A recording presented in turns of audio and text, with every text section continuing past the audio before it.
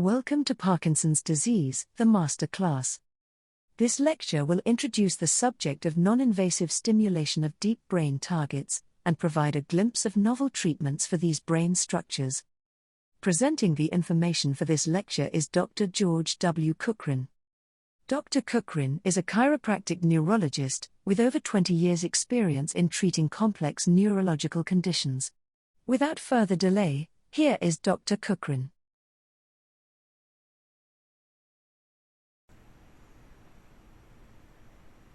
Let's dive into the topic of how stimulating the subthalamic nucleus can greatly benefit patients with Parkinson's disease. This technique not only alleviates the slowness of movement, but also enhances hand movements dexterity. Numerous studies have provided substantial evidence to support this notion. It's important to note that when different deep brain areas are stimulated, similar positive effects can be observed. Now, let's shift our attention to the studies specifically related to the subthalamic nucleus, which are highlighted in green on this slide.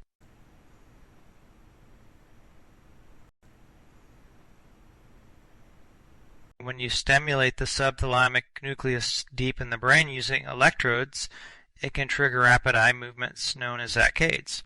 The interesting thing is that by observing these eye movements during subthalamic nucleus stimulation, we can indirectly activate this area without the need for invasive procedures. This discovery forms the foundation for using saccadic eye exercises as a way to enhance activity in the subthalamic nucleus.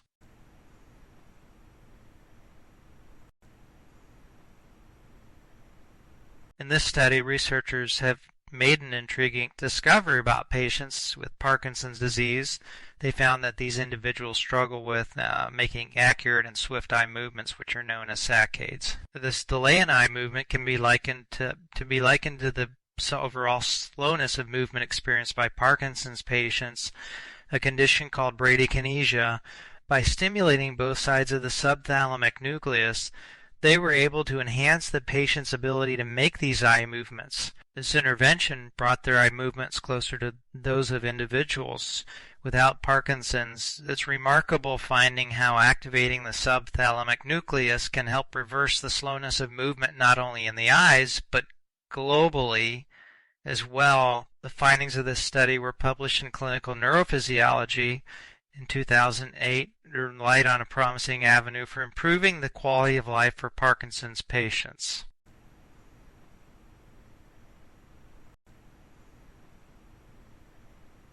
In the study, researchers utilized the delay in saccades and movement as a measure of overall slowness of movement, also known as bradykinesia.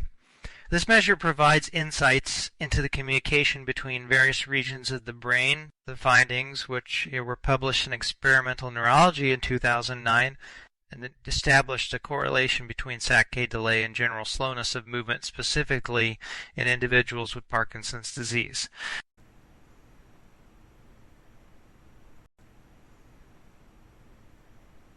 In this interesting study, researchers delved into the impact of stimulating the subthalamic nucleus on slowness of movement and hand skills, comparing it to the use of dopamine medications. The findings were truly remarkable, as both methods were found to be effective in addressing these issues. Notably, stimulating the subthalamic nucleus not only improved slowness of movement, but also enhanced skilled hand movements. This groundbreaking discovery suggests that exploring non-invasive techniques to stimulate the subthalamic nucleus could potentially revolutionize treatment of Parkinson's, offering hope for reducing slowness of movement and boosting hand dexterity. In the study, which was published in World Neurosurgery in 2018, sheds new light on the possibilities for improving the lives of individuals with Parkinson's.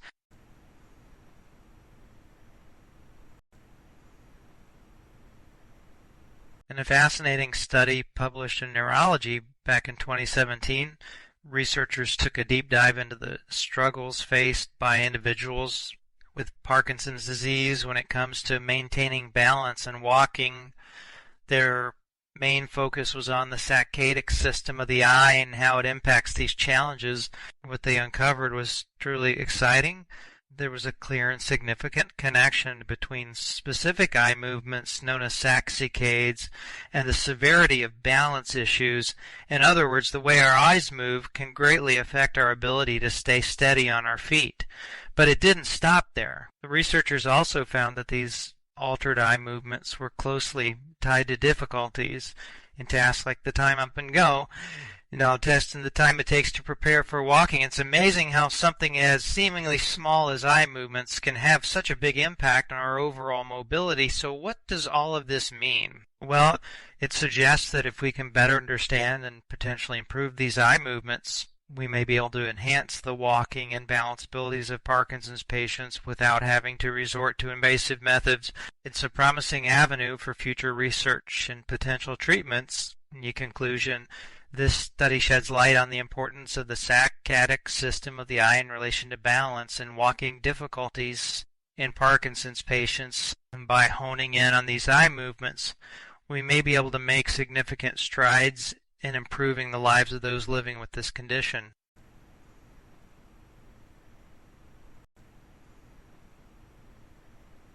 This simple exercise can be easily performed even while sitting in a wheelchair. Its purpose is to stimulate eye movements and train them effectively. The concept behind it is that by moving your eyes in a specific pattern, you activate the subthalamic nuclei, which in turn may help reduce overall slowness of movement. And to begin, the patient focuses their gaze on the top target and follows a designated pathway, such as the purple one. They then move their eyes downward to the right, following the arrows down to the left, and so on. The sequence of movements triggers specific eye actions that are associated with increased activity in the subthalamic nucleus. Moreover, by directing the eyes downward and outward, this exercise also has the potential to activate other areas of the brain, such as the trochlear nucleus located in the midbrain. By performing this exercise on either side, it effectively stimulates both subthalamic nuclei and engages both hemispheres of the brain.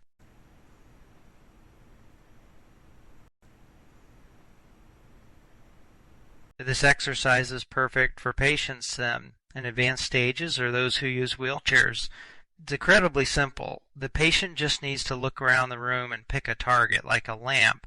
Then they move their eyes to focus on the target and turn their head to face it. The key is to let the eyes choose the target and then have the nose point towards it. By combining eye and head movements, this exercise helps improve coordination between the two. Patients can freely move around the room, selecting different targets with their eyes and turning their head to align with the new target, then repeating the process.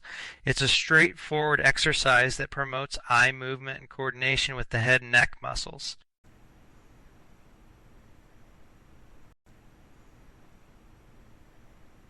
An article published in the Journal of Movement Disorder in 2017 discusses how brain activity in the beta power band is linked to movement speed and bradykinesia, slowness of movement, in Parkinson's disease. The researchers suggest that beta band power could be a useful marker for measuring bradykinesia and could be targeted for feedback control and deep brain stimulation of the subthalamic nuclei, a brain area involved in movement control. Other studies also highlight the importance of beta band activity and its widespread synchronization across different brain regions. The synchronization can negatively impact brain function, emphasizing the need to understand and potentially modulate beta rhythms in neurological conditions like Parkinson's disease.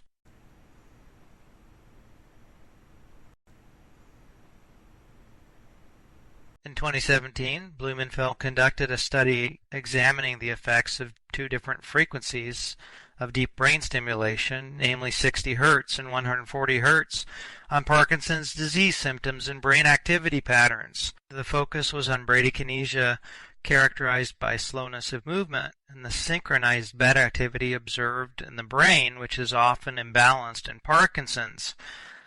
Excessive beta activity tends to cause synchronization with other brain regions, particularly in the higher beta range, potentially exacerbating Parkinson's symptoms. It is hypothesized that disrupting this beta activity synchronization could alleviate symptoms. Blumenfeld discovered that 60 Hz stimulation not only improved bradykinesia but also reduced beta oscillations in the brain.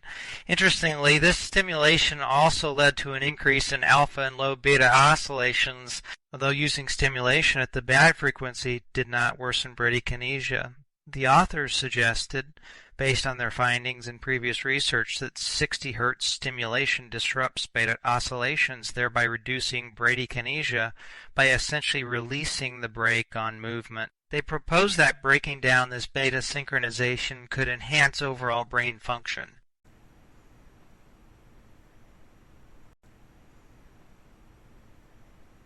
In a 2013 study published in the Journal of Neuroscience, researchers delved into beta band activity in Parkinson's patients with implanted deep brain stimulation electrodes. These electrodes served the dual purpose of stimulating and recording brain activity. The study involved patients performing tasks requiring rapid eye movements known as saccades, while beta band activity around the implanted electrodes in the subthalamic nucleus was measured. The findings revealed that both types of saccades, pro-saccades, pro to target, and anti-saccades away from the target, resulted in a reduction of beta band synchronization, particularly within the subthalamic nucleus. This experiment lent support to earlier notions.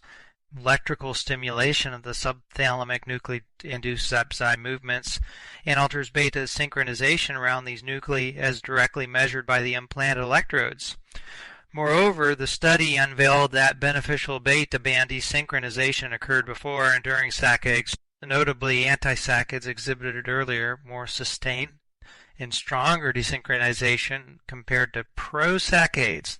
Put simply, pro-saccades entail looking in the direction indicated, whereas anti-saccades involve intentionally looking in the opposite direction.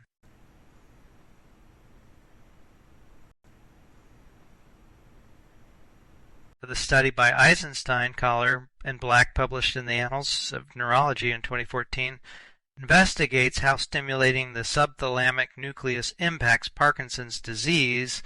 They also consider how this stimulation affects the limbic system, which handles emotions, memory, and motivation. Understanding both motor function and emotional responses is important for evaluating the therapy's effectiveness.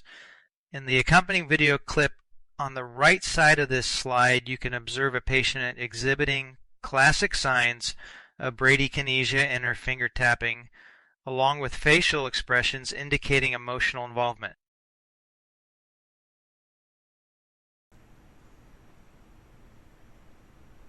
Potter, Nerger, and Wenzelberger examined how subthalamic stimulation medication impact proximal and distal bradykinesia in Parkinson's disease.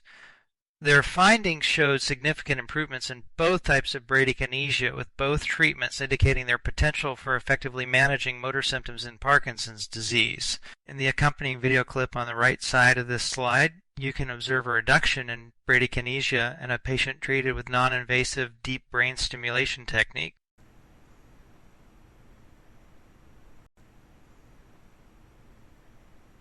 Kinematic motion analysis serves as an effective method for objectively assessing the positive impacts of subthalamic nucleus stimulation on hand dexterity in Parkinson's disease.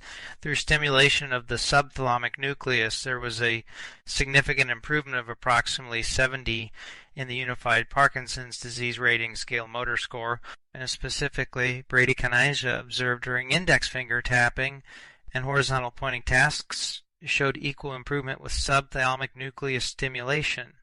These findings suggest that bilateral stimulation of the subthalamic nucleus improves bradykinesia not only in the distal muscles of the arm and hand but also in the proximal muscles.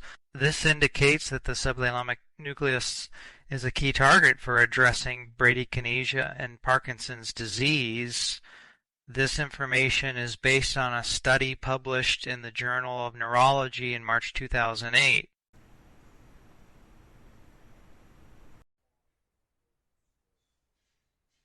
Clinical studies in the field of Parkinson's disease treatment. There have been several clinical studies that provide evidence of the effectiveness of subthalamic nucleus stimulation in improving bradykinesia, which is one of the motor symptoms associated with the disease. Let's take a look at some of these studies. Tabayal, Exec 2008, and Paternerger et al. 2009 conducted studies that specifically focused on the impact of subthalamic nucleus stimulation on bradykinesia. Their findings highlight the significant improvement in motor symptoms that can be achieved through this intervention. Zaki et al., Third Neurosurge 2018, took a broader approach and investigated the effect of subthalamic nucleus deep brain stimulation on upper limb dexterity in Parkinson's disease patients. Their study revealed that subthalamic nucleus stimulation not only improves bradykinesia but also has positive effects on overall motor functioning.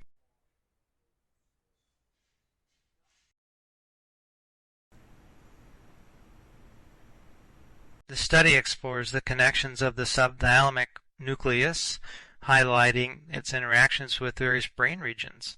These connections include brainstem structures such as the spinal nucleus of the trigeminal nerve and pedunculopontine nucleus. Additionally, the study reveals previously unreported connections with areas like the insular cortex, trigeminal nucleus, including the dorsal column, cuneate, and gracilis nucleus. These findings suggest a broader network of connections for the subthalamic nucleus, potentially altering our understanding of basal ganglia circuitry. Furthermore, the study sheds light on the anatomical basis for sensory processing, particularly proprioception, discriminated touch, and vibratory sense by delineating the origins and functions of the gracilis and cuneate pathways in the dorsal column of the spinal cord.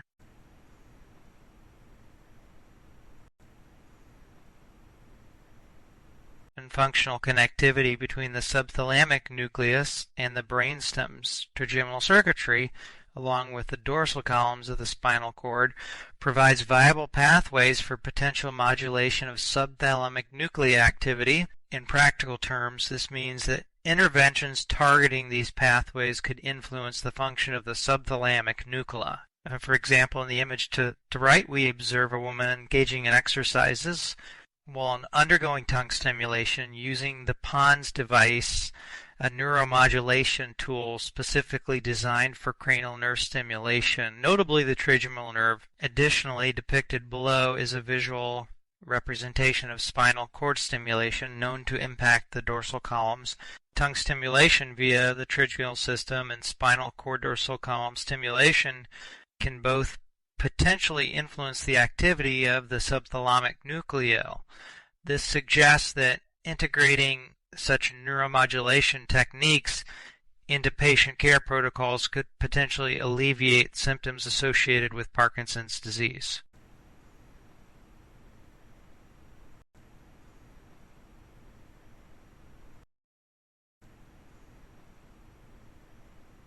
We intend to incorporate rehabilitation alongside transcutaneous spinal cord stimulation to address the challenges faced by patients with Parkinson's disease.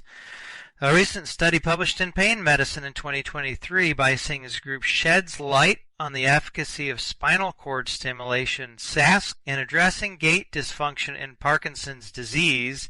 The study included 106 patients. Among them, a significant majority 90 experienced improvements in gait dysfunction. Motor improvements were assessed using standardized tests such as the Unified Parkinson's Disease Rating Scale, the Timed Up and Go test, and a 30-meter walking test. The mechanism behind this improvement is believed to involve the disruption of beta oscillation synchrony, which helps override excessive inhibition of brainstem locomotor regions. Notably, in our patient, we observed immediate improvement in left leg motion following transcranial spinal cord stimulation, highlighting its potential effectiveness in enhancing motor function.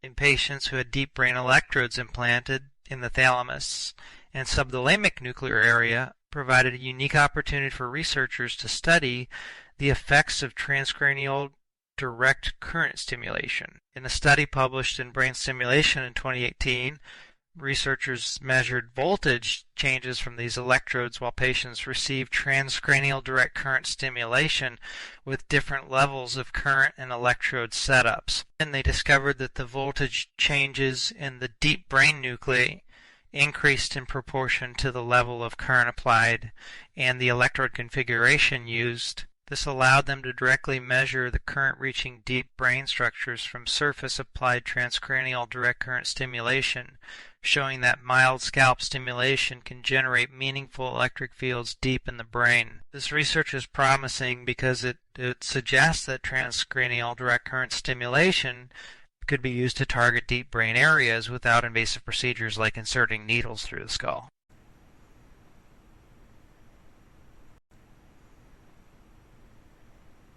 In transcranial direct current stimulation, the arrangement of the electrodes on the head is called a montage. One common montage involves placing the cathode of electrode on the forehead and the anode opposite of electrode on the back of the head. Another montage places the cathode on the right side of the head and the anode on the left side, targeting specific brain areas like the parietal lobes. These setups aim to stimulate deep brain structures like the subthalamic nucleus using low voltage direct current, similar to a battery, applied through the scalp.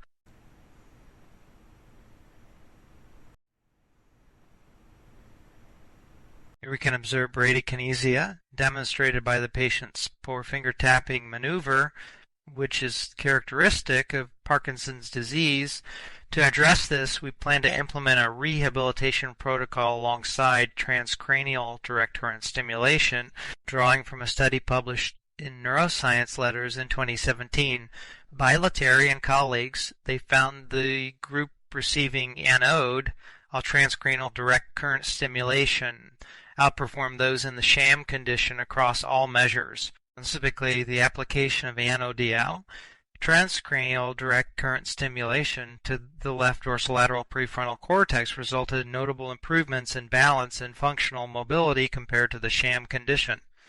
Following treatment, significant improvement can be observed. Importantly, there appears to be a sustained effect even after discontinuation of stimulation. Additionally, with repeated sessions over several weeks, there is evidence of long-term improvement in bradykinesia.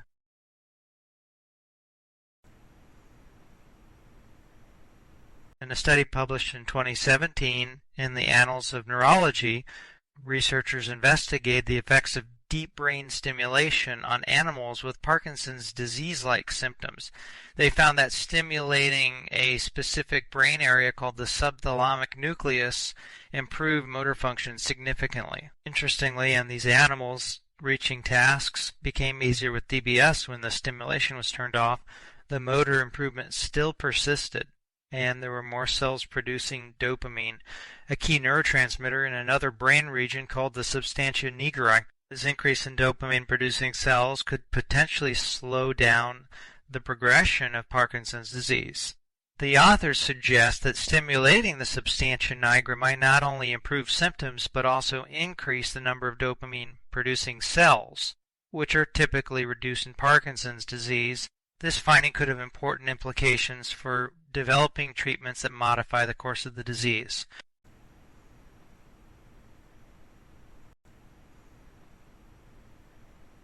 In a study from 2011 published in the Journal of Parkinson's Disease, researchers explored how stimulating the subthalamic nucleus affects certain brain growth factors, and they conducted a 2-week experiment where they stimulated this brain area in animals with Parkinson's-like symptoms. They found that after 2 weeks of stimulation, the animals showed improvements in their forelimb movements and dexterity, and this brain-equal analysis of brain samples revealed significant increases in brain-derived neurotrophic protein BDD and brain-derived neurotrophic factor BDNF in various brain regions, including the motor cortex and substantia nigra. Interestingly, the increases in BDNP and BDNF were observed not only on the stimulated side but also on the opposite side of the brain. These findings suggest that stimulating deep brain structures like the subthalamic nucleus could potentially have disease-modifying or restorative effects by increasing levels of brain growth factors, particularly BDNF.